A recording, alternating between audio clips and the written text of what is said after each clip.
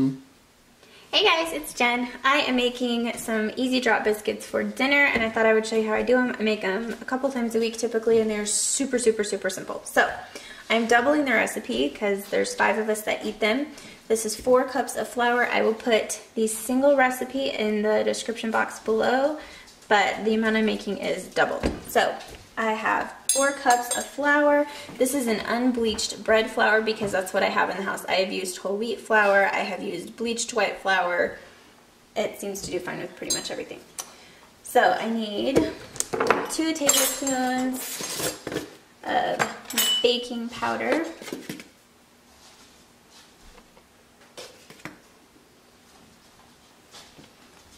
And I'm gonna need, it calls for 2 teaspoons of sugar, which you don't have to put it in. I feel like it doesn't make it sweet at all. It just enhances the flavor a tiny bit, but I've left it out before.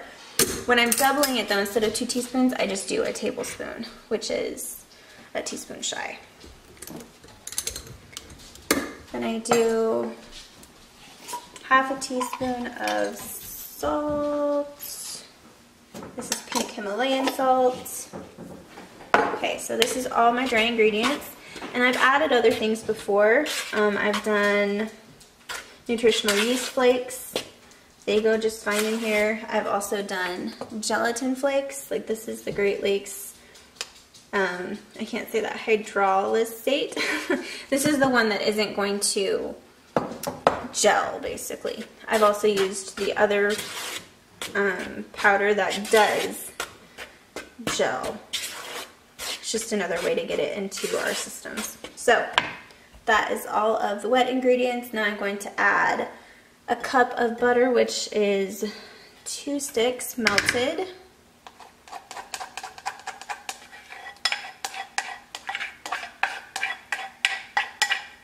And then I'm gonna add 2 cups of milk.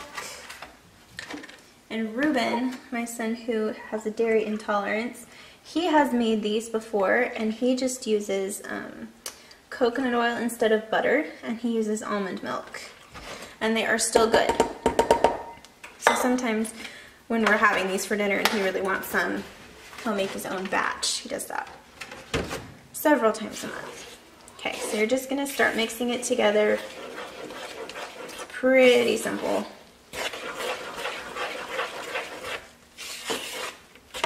Now before I get them totally mixed together, I add cheese. We don't always add cheese, but usually we add cheese. When I was a kid, my mom made the best biscuits, and baking powder biscuits is what we called them. And one day when I was little, she asked me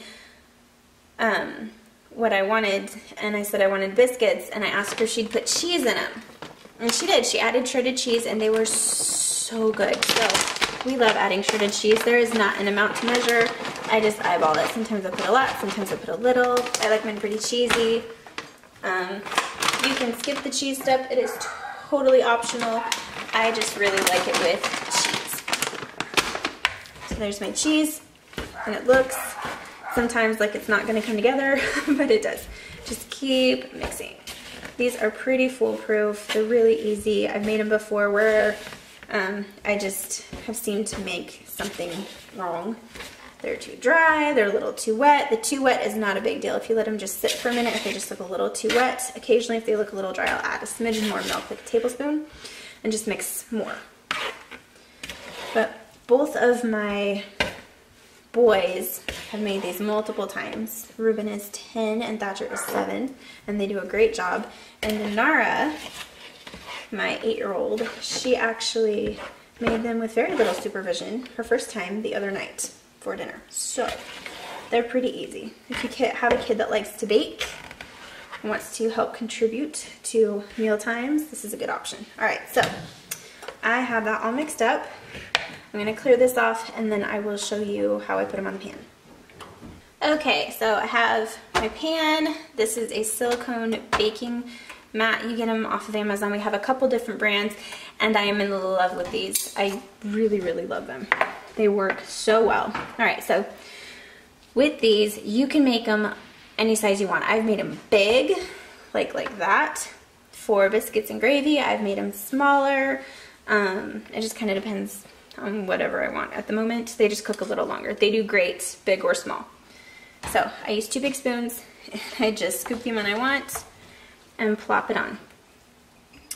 I try to get them about the same size as each other, just so they cook pretty evenly. They are super easy, really, really simple to make. In fact, the other day I came downstairs and I was just kind of hungry and I didn't really know what I wanted, and so I just whipped up a batch of biscuits. Now these are going to cook, depending on the size, anywhere from about 10 minutes. I'm guessing this size is going to take about 12 minutes. The big ones took like 18. It just kind of depends. Just keep an eye on them. The tops will just barely start to go golden, just like a tiny bit, like just whatever peak is sticking up, and then around the edge, if you start to see it change color, then they're usually done. I tend to go by the bottom of my biscuits to see. But so that one's a little big. Alright, so I'm going to finish getting these on, and then I am going to get them in the oven, and I will show you how they look when they're done. Okay, so our biscuits are done. This is the first batch. There's another tray to go in. You can see that the top little parts are browning. They're getting nice and golden. And then if you look at the bottom is a nice golden brown. And that is how I know when my biscuits are done. These are delicious and cheesy. Sometimes when we make them to go with pasta, I will add garlic powder to them to make them a little bit like a garlicky biscuit. They're really versatile, they're delicious. If you make them without the cheese, make them kind of big, they're great for breakfast with just like honey or jam on them. But that's it. These are some super, super simple drop biscuits. If you have a question or you tried the recipe, please comment below. I'd love to hear if you liked them.